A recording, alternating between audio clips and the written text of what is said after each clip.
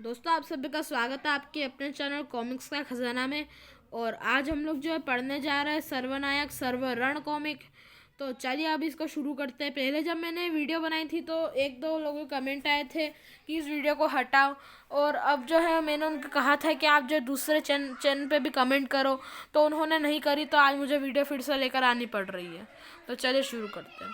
प्रत्येक युग में छाया पाषाण दानवों का खतरा, जिन्हें रोक सकने वाले महानायक रहस्यमय रूप से गायब होकर पहुंच गए युगम क्षेत्र में, जहां समय के प्रतिपालक युगम के आदेश पर उन्हें लड़ना था अपने जीवन का महानतम युद्ध।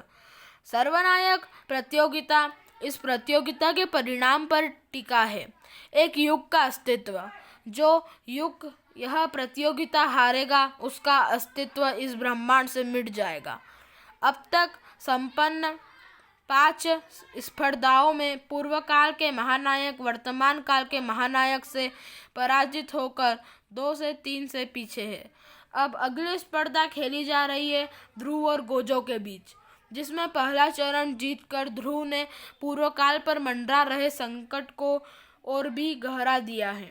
साथ ही स्पर्धा में पराजित होकर गोजो गवा चुका है अपनी सप्त शक्तियों को। युगम क्षेत्र से दूर पृथ्वी पर विस्तृत ब्रह्मांड रक्षकों और समस्त खलनायकों के बीच चल रही है गर्भगृह का एकाधिकार की लड़ाई। वार हेडक्वार्टर की रक्षा करते हुए नक्षत्र वीरगति को प्राप्त हो चुका है। किंग सिटी के पतित नायक वेगा, लीजा और अमेग भी वनवास से वापस आकर निभा रहे हैं गर्भगृह की रक्षा का कर्तव्य, जिसे निभाते हुए अमेग ने अपना बलिदान देकर साबित किया कि विजय प्राप्त करने वाला ही सदा नायक नहीं कहलाता। वास्तव में नायक वह होता है जो अपनी गलतियों से सबक लेकर उन पर विजय प्राप्त करे। पृथ्वी पर मंडरा रहे खतरे से बचने हेतु महाशक्तियों प्राप्ति के लिए महात्मा काल दूत नव ब्रह्मांड और रक्षकों और महाखलनायकों के माध्यम से करवा रहे सर्वमंथन। पृथ्वी विनाश के पूर्व पूर्ण हो सकेगा यह सर्वमंथन। कौन सा युग जीतेगा यह सर्वनायक प्रतियोगिता? किस युग का अस्तित्व समाप्त हो जाएगा समय धारा से?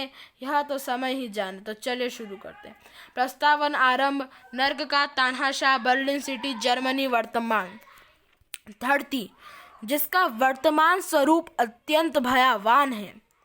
विश्व आबादी धरती के गर्भ में निर्मित गर्भगृह में शरण लिए हुए है और अपने धरती के ऊपर पसरा है तामसिक शक्तियों का साम्राज्य। अपने अथक प्रयासों के बाद भी ब्रह्मांड रक्षक संसार के प्रत्येक व्यक्ति को सुरक्षित धरती के नीचे पहुंचा दे, ऐसा संभव नहीं था। अब भी ऐसे कई थे जो बच गए थे। अब खाली घरों में बचा हुआ खाना और राशन ढूंढकर उस पर जिंदा रहने का फॉर्मूला काम नहीं आएगा। हाँ, अब सारी चीजें धीरे धीरे खराब हो रही है। हम किसी दूसरी जगह जाएंगे, किसी और शहर में। अपनी बाकी जिंदगी विश्व भर में घूमते हुए काट सकते हैं हम। पागल मत बनो। हमें ब्रह्मांड रक्षकों की बात मानकर अंडरग्राउंड चले जाना था। हमारी किस्मत अच्छी थी कि हम एस्टेरॉयड के गिरने से नहीं मरे, पर हमारी किस्मत वाकई अच्छी थी कि हम उन ब्रह्मांड रक्षकों के बहकावे में नहीं आए। हम आजाद परिंदे हैं। ब्रह्मांड रक्षक हमें बंदिशों में बंद कर देते, कम से कम जिंदा तो रहते। यहाँ तो हर पल लगता है जैसे कि मौत के साए पीछे पड़े हुए हैं। बकवास बंद करो। कौन से मौत के साए? मुझे तो कोई मौत के साए नजर नहीं आ रहे। खाच! मैंने कहा था ना कि मुझे मौत के साए नजर आ रहे। यह नहीं हो सकता। यह तो नाजी सोल्जर्स नहीं, नाजी ज़ॉम्बी बोलो। पर यह मुर्दे जिंदा कैसे हो गए? ये मुर्दे जिंदा हो गए क्योंकि लौट आया है इनका तानाशाह। दरिंदगी का तानाशाह अपना साम्राज्य फैलाने के लिए वापस आ रहा था। पर बर्लिन के दूसरे हिस्से में यह हलचल कैसी थी? फिर से खुल रहा था नर्क का द्वार। क्या फिर से धरती पर तामसिक शक्तियों का आधिपत्य जमाने आने वाली थी कोई महानीच पाप शक्ति? या फिर सिर्फ इस बार नर्क से आने वाली यह महाशक्ति महापापी और महानीच तो थी, परंतु उसका आगमन तामसिक शक्तियों का आधिपत्य जमाने के लिए नहीं था। तामसिक शक्तियों के सर्वनाश के लिए हो रहा था। धरती पर आ चुका था नर्क का असली बेटा, मौत का देवता यमराज का दत्तक पुत्र जिसे पूरा संसार पुकारने वाला था, नर का पुत्र राक्ष। धरती, यह धरती, ऐसा लग रहा है जैसे कभी इसे दोबारा नहीं देख पाऊंगा। बचाओ! तेरी यह चीखें मेरी आत्मा को तृप्त कर रही है। पिछली गलती नहीं दोहरानी है मुझे। इस बार किसी का सहारा नहीं चाहिए। मेरा सिर्फ एक ही सहारा है, मेरे यह वफादार फौज। आज मेरा सपना पूरा होगा। विश्व पर लहराएगी नाजी पताका। कड़ाम! कौन है तू? नर्क का पुत्र रक्ष, नर्क का बेटा हूँ मैं, यम का दत्तक पुत्र।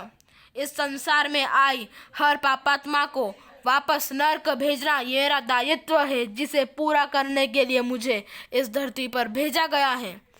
और मेरा यह प्रकट होने का अर्थ है कि सबसे पहले मुझे तुझे और तेरी सेना को वापस नर्क पहुंचाना है। उससे पहले तू ही फ्यूहर अडोल्फ हिटलर के मुहाफिजों द्वारा वापस नर्क भेज दिया जाएगा। हिटलर की आत्मा को जल्द ही समझ आ गया कि रक्ष से टकराकर उसने बहुत बड़ी गलती कर दी है। बहुत शक्तिशाली है तू, तुझसे मैं खुद ही निपटूंगा। नहीं, मेरी उम्मीद से कई अधिक शक्तिशाली निकला तू। हिटलर का विश्व पर नाजी पताका फहराने का अभियान शुरू होने से पहले ही खत्म होने की कगार पर था। मैं इसका मुकाबला नहीं कर सकता। नर्क की आग की तापिश मेरी आत्मा को झुलसा रही है। किसी भी पल यह मुझे वापस नर्क में धकेल देगी। अपनी शक्ति से नर्क द्वार खोल दिया था रक्ष ने, और हिटलर की आत्मा उस द्वार के भीतर खींची रही थी। नहीं! लेकिन अगले ही पल बाजी पलट गई। नर्क द्वार बंद हो रहा है, वरना अगले ही पल नर्क में खींच चुका होता मैं।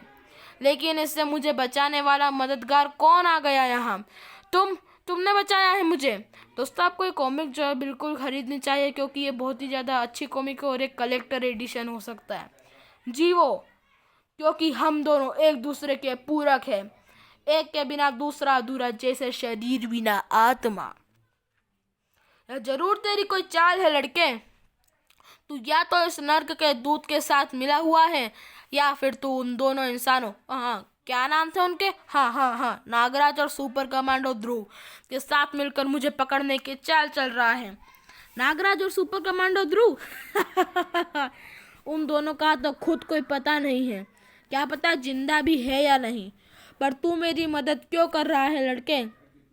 समय बहुत बलवान होता है हिटलर। जिसे आप तमाम उम्र सही मानते आए हैं उसे गलत, और जिसे गलत मानते आए हैं उसे एक ही पल में सही बना देने की ताकत रखता है। मेरी भी सोच समय के साथ बदल चुकी है, और बदल चुका है इस दुनिया को देखने का मेरा दृष्टिकोण। जिस संसार को बचाने चला था मैं, उसी ने मुझसे मेरी माँ छीन ली। यूँ समझ लो, अब तुम्हारी और मेरी सोच एक है, और जब सोच हो गई है एक, तो शक्तियाँ भी हो जानी चाहिए एक।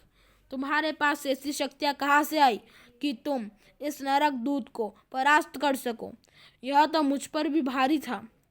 मेरी नाना, मेरी माँ और मैंने अपना पूरा जीवन इन अलौकिक शक्तियों की खोज में ही लगाया था। यूँ समझ लो, यह उन्हीं शक्तियों में से एक है। जीवों के बारे में जानने के लिए आपको पढ़ना होगा नागराज और सुपर कमांडो ध्रुव का एक और विशेषांक तानाशाह। तो दोस्तों, ये वाला पार्ट यहीं तक था, और आगे की कहानी में बने रहने के लिए आप सभी को जो चैनल को सब्सक्राइब करना होगा और नोटिफिकेशन बेल भी दबानी होगी। तो इस वीडियो को देखने के लिए धन्यवाद दोस्तों, और अब मिलते हैं अगली वीडियो में।